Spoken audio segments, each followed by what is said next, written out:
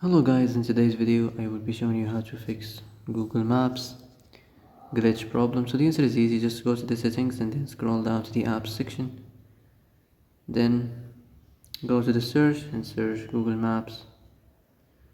And then go to the storage and here you will find this clear cache option, click on it. Now you can go check it if it worked, and if it didn't you can try to restart your phone or turn the Wi-Fi off and on, or the Bluetooth or the airplane mode. Also, you can try to clear data, but be careful. If you clear data, all this application's data will be deleted. This includes all files, the settings, the accounts, the databases, etc. So be careful if you want to clear your data.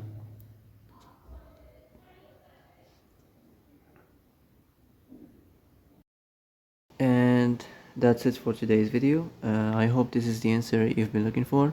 If you like this video, don't forget to like and subscribe, and see you in the next video. Thanks for watching.